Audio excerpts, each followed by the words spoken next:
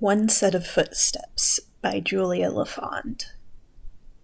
The depth and breadth of the footprints down the forest path indicate a tall, broad-chested man. The indistinct edges suggest his boots have seen better days. The distance between each print grows longer and longer until the only mark is from the top half of the shoe. The man was running like a beast from the hunter's hounds, yet his footsteps are the only ones on the dirt path.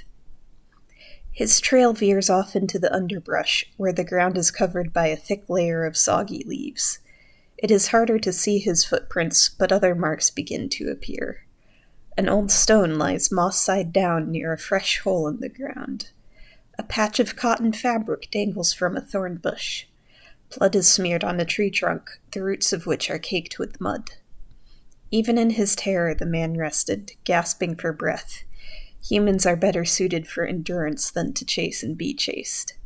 Yet there is no trace of any pursuer. Closer to the stream bed are fewer leaves to cover the mud beneath, and the man again leaves behind a clear trail.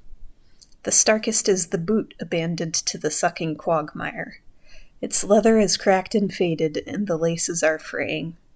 Not the comfort of an old favorite, but the inability to be replaced with something better. Poverty drives many to desperation, but what drove him through this lonely forest was from a different source. Across the stream is the other boot, left beside a flat-topped boulder. Perhaps he thought himself unable to be tracked across running water, and set it aside while tending to his ruptured blisters. Or perhaps it was abandoned because proceeding with only half the pair would have been more unwieldy than to go entirely without. Either way, the trail does not end here. The underbrush was tossed aside by bare feet, the exposed flesh scattering droplets of blood. The man's staggering footprints, punctuated increasingly frequently by smudged insteps and by handprints, are still the only ones leading through the forest. Yet to those with keen eyes, there are other possible signs. The claw marks gouged in the trees might have been from a bear, though few bears leave no tracks. The faint scent of smoke could have been from a long-extinguished wildfire, though the ancient trees lack any scorch marks. The patches of wilting wildflowers might have been trampled underfoot, except for how intact their stems and leaves remain. In the end, all that can be said for certain is this. One set of footprints leads to the man's body, and they were left by the man himself.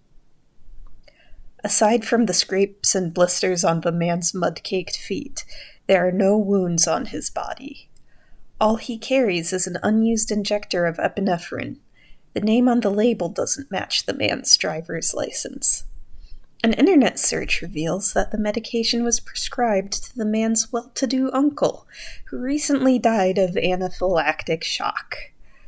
Yet the fate his uncle met was a kindly one compared to whatever filled the dead man's eyes with such terror and agony.